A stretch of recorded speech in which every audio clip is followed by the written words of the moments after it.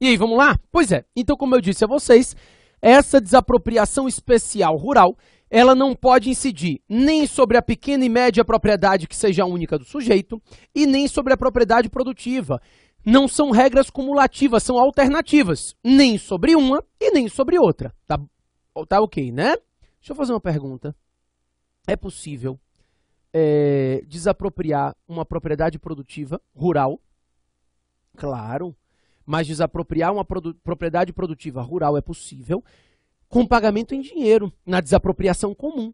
O artigo 5º, inciso 24, que trata da desapropriação comum com pagamento em dinheiro, não estabelece essas restrições. O que não pode é a desapropriação especial rural com pagamento em títulos da dívida agrária. Essa não pode incidir sobre uma propriedade produtiva, nem sobre a pequena e média que seja única do sujeito. Bacana? Só para a gente recapitular, então, a desapropriação especial urbana definida no plano diretor da cidade, o imóvel que não cumpre a função social, após a notificação para parcelamento compulsório ou edificação compulsória, após a incidência de IPTU progressivo por 5 anos, ao final é feita a desapropriação com pagamento em títulos da dívida pública resgatáveis em até 10 anos. A matéria é prevista no artigo 182 da Constituição, regulamentada pela Lei 10.257 e é de competência exclusiva do Poder Público Municipal. A desapropriação para fins de reforma agrária, ela é de competência exclusiva da União e ela é feita quando o imóvel rural não cumpre a função social da propriedade rural, previsto no artigo 184 da Constituição, né, que já estava escrito somente a União. Não é possível sobre a pequena propriedade ou média que seja única do sujeito, e nem sobre a propriedade produtiva, e a indenização é paga em títulos da dívida agrária resgatáveis em até 20 anos, a partir do segundo, com uma ressalva. Nessa desapropriação especial rural, as benfeitorias úteis e necessárias, essas são pagas em dinheiro. Não é isso? Maravilha. A minha última desapropriação especial regulamentada na Constituição está no artigo 243, e nós chamamos de desapropriação com fisco. Pode-se chamar desapropriação com fisco ou expropriação. É a mesma coisa. A gente chama assim, expropriação, desapropriação com fisco, porque ela não é indenizada. Essa desapropriação do 243, ela não é indenizada, nem em dinheiro, nem em títulos, nem em nada. Simplesmente, o sujeito perde o bem sem direito à indenização. Então, nessa desapropriação especial com fisco, ou expropriação, como quer que você chame, não há pagamento de indenização. A desapropriação é feita sem direito à indenização do proprietário. Não há indenização nem em dinheiro, nem em títulos, nem em nada. São duas hipóteses. Normalmente, vocês só conseguem se lembrar de uma, mas são duas hipóteses, tá? O artigo 243, caput e parágrafo único. Esse artigo diz que os bens imóveis utilizados para a plantação de psicotrópicos e os bens móveis utilizados para o tráfico de drogas serão expropriados sem direito à indenização. Então, são duas situações. Serão expropriados sem direito à indenização os bens imóveis utilizados para a plantação de psicotrópicos e os bens móveis utilizados para o tráfico de drogas, sendo que, nesse caso, o bem vai ser desapropriado e a Constituição também dá uma destinação específica a esses bens. Isso. No caso dos bens, não precisa decorar, depois você lê lá o 243, tá? Agora não precisa escrever, não precisa copiar. O que o artigo 243 diz é: os bens imóveis serão utilizados para assentamento de colonos. Então, será feito o assentamento de colonos, que vão plantar gêneros alimentícios e medicamentosos. Já os bens móveis, esses expropriados, serão utilizados ou para o combate ao tráfico ou para a recuperação de viciados. Então, a Constituição Federal também estabelece uma destinação específica para esses bens. Os imóveis utilizados para a plantação de psicotrópicos serão utilizados para assentamento de colonos, e os bens móveis expropriados por motivo de combate ao tráfico serão, por motivo de tráfico de drogas, serão utilizados ou no combate ao tráfico ou na recuperação de viciados, tá? Em todos os casos, a desapropriação com fisco é de competência exclusiva da União também. Somente a União pode efetivar essa expropriação feita sem pagamento de indenização. Bacana? Só tem uma coisa importante. Imagina o seguinte, você tem uma fazenda bacana, grande, olha a sua fazenda, fantástica. Aí você mora aqui, ó, você mora com a sua mãe, planta arroz, feijão, galinha é cria que ninguém planta, galinha, porco. E aí, nesse pedacinho do terreno, para ganhar um dinheirinho a mais, você resolveu plantar coca. Maconha dá dinheiro mais não. Resolveu plantar coca. O poder público descobriu. A pergunta é, ele desapropria esse pedaço do terreno ou ele desapropria tudo? Pessoal, antes de você me responder, eu quero que você saiba que a Constituição Federal ela não utiliza a expressão bens imóveis, como eu falei aqui. A expressão utilizada pela Constituição é serão expropriadas as glebas utilizadas para a plantação de psicotrópico. Claro que gleba é bem imóvel, né? Terreno, pedaço de terreno é bem imóvel. Então serão expropriadas as glebas utilizadas para a plantação de psicotrópicos. É o que diz a Constituição. E aí eu te pergunto, serão expropriadas as glebas utilizadas para a plantação de psicotrópicos. O sujeito perde o pedaço do terreno ou ele perde tudo? Tudo. O STF faz uma interpretação um pouco mais ampliativa do que o que deveria no meu entendimento. E ele diz que ainda que o sujeito utilize somente um pedaço do terreno para plantar psicotrópico, ele perde tudo. E antes que você me mande mensagem perguntando, mesmo que o terreno esteja alugado, você alugou o terreno para alguém, e esse alguém está plantando psicotrópico, perde do mesmo jeito, tá? Não há necessidade de demonstração de dolo ou culpa do proprietário do bem. Então, o elemento subjetivo não é um elemento necessário à caracterização dessa desapropriação especial. Essa expropriação, ela depende de um elemento objetivo, a utilização daquele pedaço de terreno para a plantação de psicotrópico. Então, tome cuidado quando você alugar o seu terreno, verifique o que está sendo feito lá, porque não importa. O que importa é a propriedade é retirada das mãos do proprietário. Se aquele terreno, não me interessa por quem ele está sendo utilizado, mas se ele esteja sendo utilizado para a plantação de psicotrópicos. Esse é o entendimento do STF, tá? A gente teve um julgado do Toffoli que tomou de dois velhinhos um bem, porque os marginais tinham invadido o bem, um pedaço do bem, e estava plantando maconha. Os velhinhos ficaram com medo de fazer alguma coisa, o Estado foi lá e tomou tudo, porque o STF disse que não se exige elemento subjetivo. Basta você demonstrar a plantação de psicotrópico em parte do terreno. Bacana? Maravilha. Isso não se confunde com a possibilidade de perdimento de bens lá da esfera penal. Eu estou tratando de expropriação na esfera administrativa. Bacana? Moleza. Pessoal, com isso entendido, a gente aprendeu como funcionam as desapropriações especiais. E aí eu quero seguir para voltar, para a gente conversar um pouquinho sobre a desapropriação comum e aprender o procedimento expropriatório. Porque a essa altura do campeonato, você está olhando para mim dizendo, você disse que desapropriação era difícil, eu estou achando facílimo. Ou eu estou hoje bombando na compreensão, né? Ou o senhor se enganou, não é difícil. É porque sabe o que acontece? Você está pensando que já aprendeu desapropriação. Sabe o que é que você sabe de desapropriação? Nada, nada. Aprendeu meia dúzia de conceitos. A gente vai começar a entender o procedimento expropriatório agora. E é aqui que você vai ter que tomar cuidado. Entender como é que funciona a desapropriação. Como é que funciona o procedimento expropriatório ensejando essa perda do bem pelo particular. Essa aquisição da propriedade pelo Estado. Tá? Entenda o que eu estou te falando. Quando eu digo que é difícil é porque eu acho que tem alguns pontos complicados. Talvez eu nem chegue no ponto mais complicado na aula de hoje, só na próxima, que é os juros e tudo mais. Acredite em mim. Minha mulher não acredita em mim, não. Sabe o que ela me disse no outro dia? Eu vou morrer cedo, você vai ficar sozinha com as crianças. Eu digo, problema nenhum. Se você morrer cedo, eu odeio essa história de vou morrer cedo. Aí eu digo, você quer saber? Não tem problema nenhum. Se você morrer cedo, eu vou botar aqui em casa umas 6 mulheres, tudo pelada. As babás das crianças. Vão ser uma mulher tudo bonitona, com os peitos enormes, tudo pelado, andando só de calcinha aqui em casa. Peito de fora, andando pela casa. Fantástico, tomando conta das crianças. Os amigos meus que quiserem trazer as crianças para tomar conta, pode. Porque eu vou botar umas 5, 6 babás assim. Aí ela ficou...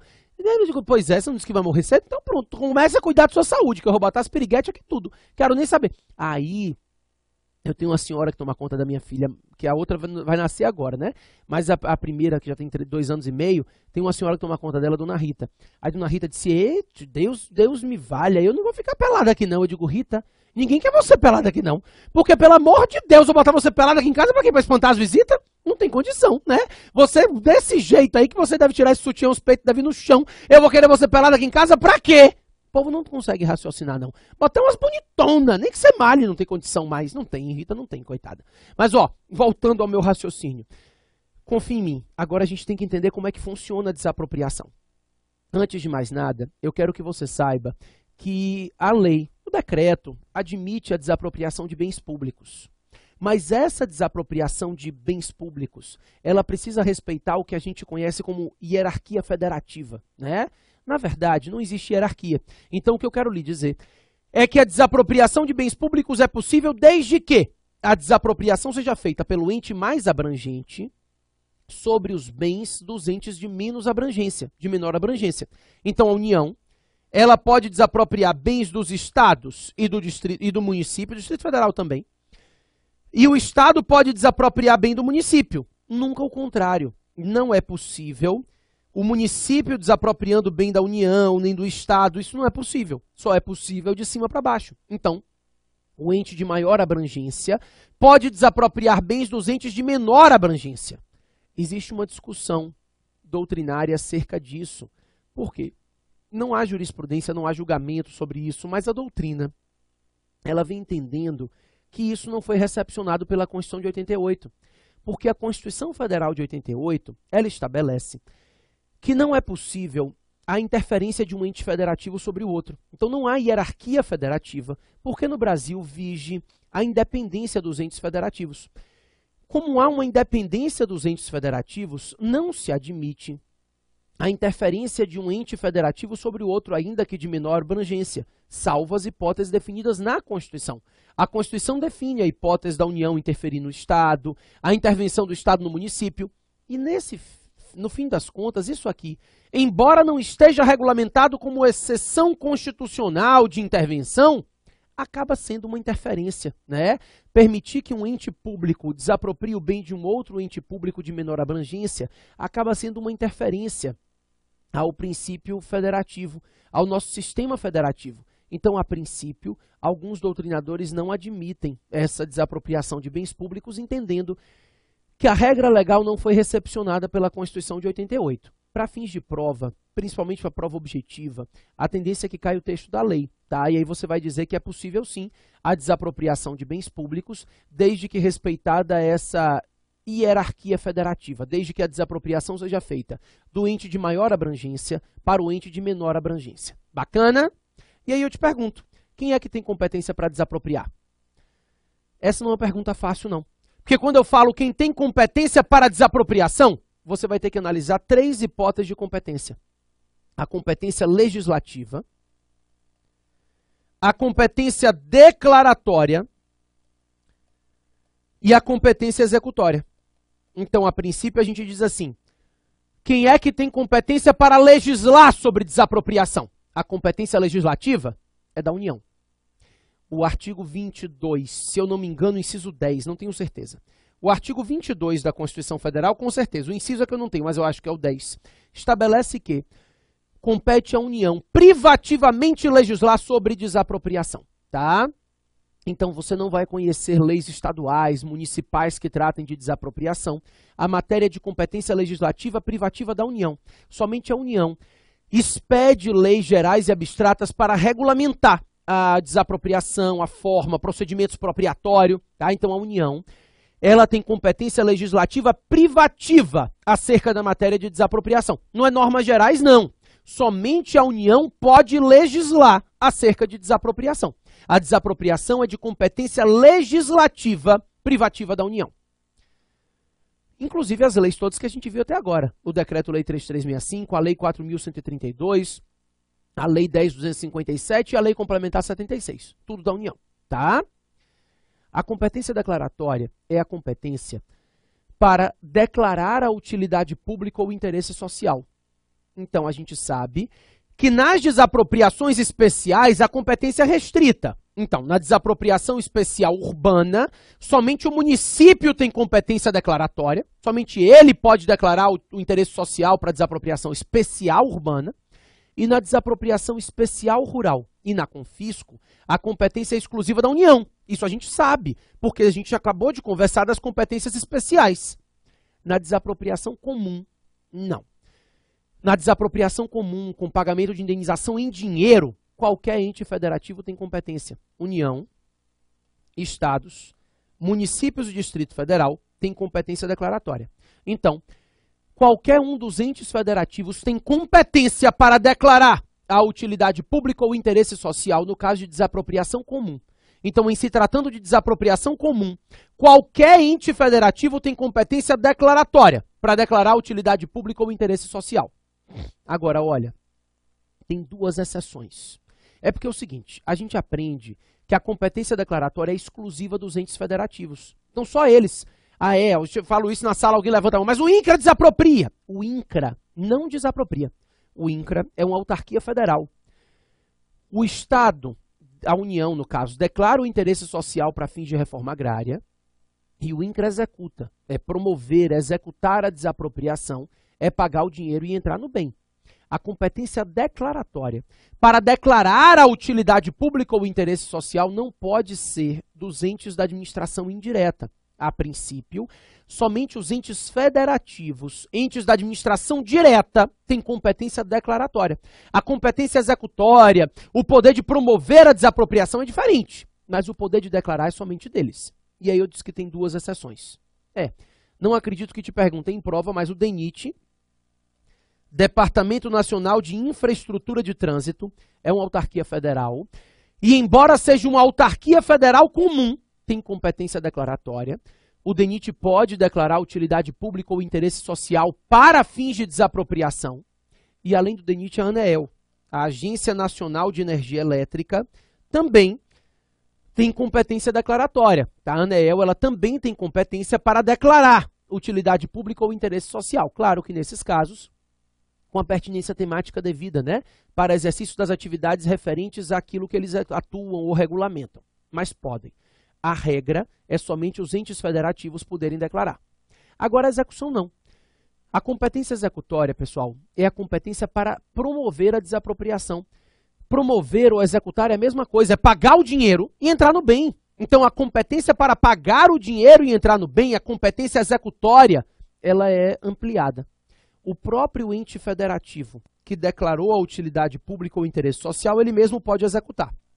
Então, é claro que os entes da administração direta têm competência executória. Então, a própria União, Estado, Município ou Distrito Federal, ele mesmo declara a utilidade pública ou interesse social, ele mesmo executa. Problema nenhum. Então, é possível que a execução seja feita pelo ente federativo. Ele mesmo pode executar, promover a desapropriação, pagar o dinheiro e entrar no bem. Mas a competência executória também pode ser delegada. E pode ser delegada a entidades da administração indireta, pode ser delegada a consórcios públicos, a gente lembra deles, né, Lei 11.107, e pode ser delegada a concessionárias de serviço público. Então, é possível que consórcios públicos, entes da administração indireta e concessionárias de serviço público promovam a desapropriação. No caso da concessionária, ou a lei ou o contrato de concessão tem que dar a ela essa competência. E aí, o poder concedente, né, que é o Estado, declara a utilidade pública no bem e a concessionária promove, paga o dinheiro, entra no bem, inicia a fase executória da desapropriação. Tá? Então, é possível que a competência executória seja dos próprios entes federados, mas é possível que essa competência seja estendida aos entes da administração indireta, aos consórcios públicos ou às concessionárias de serviço público. Se admite também a execução da desapropriação por essas entidades. Bacana? Pessoal, com isso que você acabou de notar, fica muito fácil de você entender o que eu vou te perguntar agora. A desapropriação se desenvolve em duas fases. Quais são? Sem me irritar. Quais são as duas fases nas quais a desapropriação se desenvolve?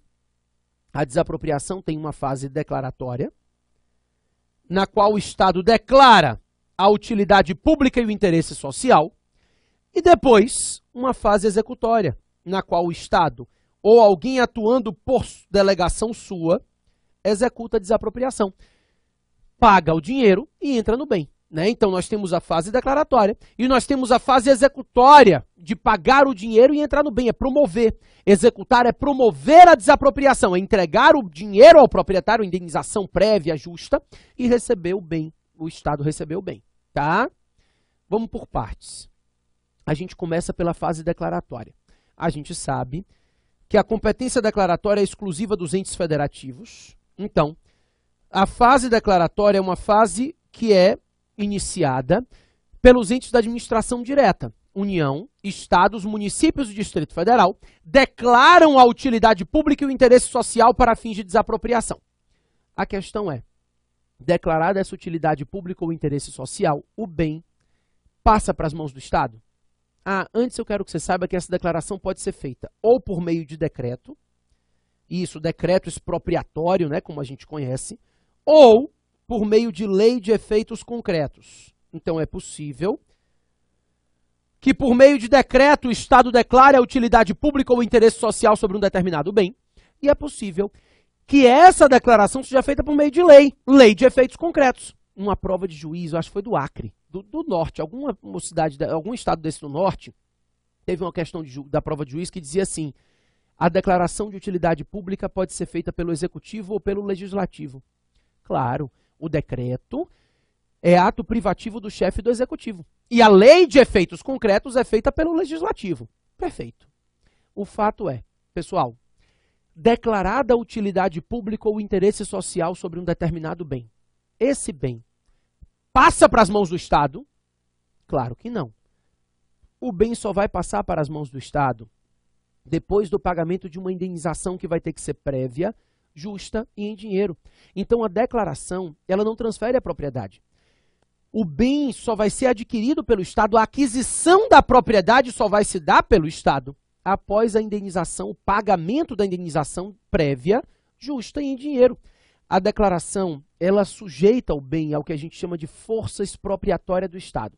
Então, o bem continua nas mãos do particular, mas ele fica sujeito à força expropriatória do Estado. O que é isso?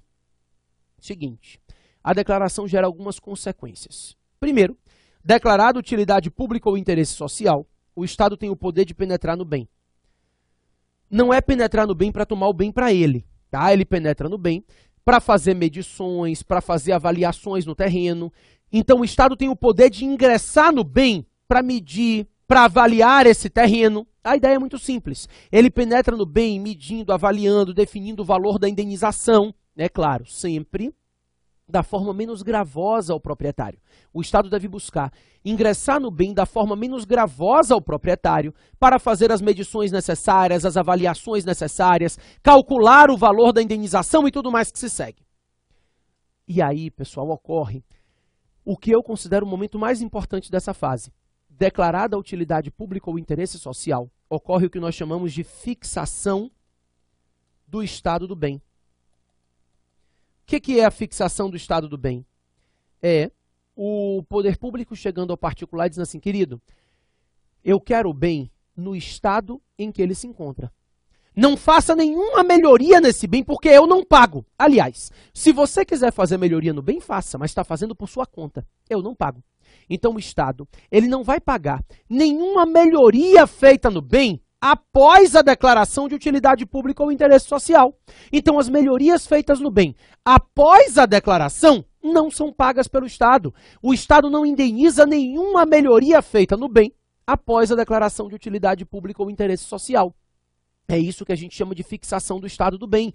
Então se fixa o estado em que aquele bem se encontra e não se admite nenhuma melhoria nesse bem após essa declaração, tá? Tem exceção? Claro, sempre tem exceção. A regra é que fixado o estado do bem, o poder público não indeniza as melhorias feitas após a declaração, salvo as benfeitorias necessárias e as benfeitorias úteis autorizadas. As necessárias não dependem de autorização, as úteis sim, tá? Então, as benfeitorias necessárias e as benfeitorias úteis autorizadas, essas serão indenizadas mesmo que feitas após a declaração de utilidade pública ou interesse social. Então, mesmo que tenham sido feitas depois da declaração de utilidade pública ou interesse social, as benfeitorias necessárias e as benfeitorias úteis autorizadas serão indenizadas pelo poder público. As demais não, tá? Não há indenização de nenhuma outra melhoria feita no bem após a declaração, porque houve anteriormente o que a gente chama de fixação do estado do bem. Mas serão indenizadas as benfeitorias necessárias e as benfeitorias úteis se forem autorizadas pelo Estado. tá? Só para ver se entenderam? Imagina o seguinte, eu tenho um terreno bacana na Praia do Forte, legal, vista mar, muito legal. Aí eu vou pedir uma licença para fazer a construção da minha casa de praia, do jeito que eu sempre sonhei. O Poder Público Municipal concedeu a minha licença para eu construir. Antes de eu começar a construir, o Poder Público foi lá e declarou a utilidade pública sobre o meu bem. Minha pergunta é, declarada a utilidade pública sobre o meu bem, posso construir? Sim ou não? Claro, o bem é meu. Olha a minha casa de praia, um andar, 2, 3, 4, 5. Como eu sempre sonhei, fantástica, construir a minha casa de praia. A licença para construir, ela não me toma, ela continua vigente, porque a declaração de utilidade pública não toma o meu bem. Então eu posso construir.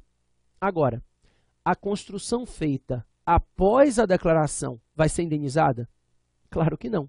Então a ideia é, eu posso construir, mas as construções, as melhorias feitas após a declaração de utilidade pública não vão ser passíveis de indenização. Construção não é benfeitoria, tá? Nem útil nem necessária. A construção é acessão. E essa construção não vai ser indenizada. A gente tem uma súmula do STF que diz isso. Nem precisava. Mas a gente tem a súmula 23 do STF. Não é súmula vinculante, tá? É súmula orientadora só. A súmula 23 do STF estabelece que qualquer licença para construir que tinha sido concedida, ela continua vigente, mesmo após a declaração de utilidade pública ou interesse social. A declaração não impede a construção. Ela não impede a licença, a manutenção, a vigência de uma licença para construir. Agora, as construções feitas após a declaração não serão indenizadas. Bacana? Maravilha. A questão é, esse proprietário, ele não perdeu o bem ainda não, mas ele está sujeito a um monte de restrição. E pelo menos por enquanto ele não ganhou nem um centavo. A verdade é essa. Se impuseram algumas restrições a ele. Ele fica sujeito a um monte de restrição e pelo menos por enquanto ele não ganhou nada. Por todas essas restrições ele não ganhou nem um centavo, né? Por isso, essa declaração tem um prazo de caducidade. Essa declaração tem que ser executada dentro do prazo, senão ela decai. Claro, eu não posso deixar esse proprietário eternamente sujeito à força expropriatória do Estado. Então, existe um prazo dado à administração pública para ela executar a declaração dela. Se ela não executa dentro do prazo, a declaração decai e aí ela não pode executar mais. O prazo, anote aí. Se for uma declaração de utilidade ou necessidade pública, 5 anos. Se for uma declaração de interesse social, 2 anos. São as leis, né? O Decreto-Lei 3365 traz 5 anos de caducidade, a Lei 432 traz 2 anos. Então, declarada utilidade pública ou interesse social do bem. No primeiro caso, 5 anos após não havendo a execução, decaiu. No segundo caso, interesse social após 2 anos, se não for executado, decai. E aí, não pode executar mais. Decaiu a declaração, não tem como ser executada. Mas eu posso fazer uma nova declaração sobre o mesmo bem? Sim, mas para eu fazer uma nova declaração sobre o mesmo bem, eu tenho que respeitar 1 ano, que é um período de carência. Eu não posso emendar uma declaração na outra. Para que seja feita uma nova declaração sobre o mesmo bem, tem que se respeitar o período de 1 ano de carência. Esse 1 ano não está no caso do interesse social na 4.132, mas ele é estendido pelo entendimento doutrinário, tá? Só uma perguntinha. Lembra da minha casa? Eu tinha construído porque eu tinha uma licença. E, como tinha declarado interesse público, utilidade pública sobre o bem, ela não seria indenizada. Só que passaram 5 anos. A administração pública não executou. 1 ano depois, ela fez uma nova declaração sobre o meu bem. A casa agora vai ser indenizada? Agora sim. Por quê? Nova declaração de utilidade pública, nova fixação do estado do bem. Agora, vai se fixar o estado do bem no estado em que ele se encontra no momento da nova declaração. Certo? Maravilha. Pessoal, essa é a fase declaratória. E com isso a gente finaliza a aula de hoje. Na próxima aula, a gente começa tratando da fase executória da desapropriação, para conhecer a ação de desapropriação, e aí a gente entra no que eu considero talvez um pouquinho mais complicado dentro dessa matéria. Tá? E também a gente vai ter que falar sobre as intervenções restritivas. Tudo isso na próxima aula que a gente se encontra. Bacana? Até a próxima, pessoal.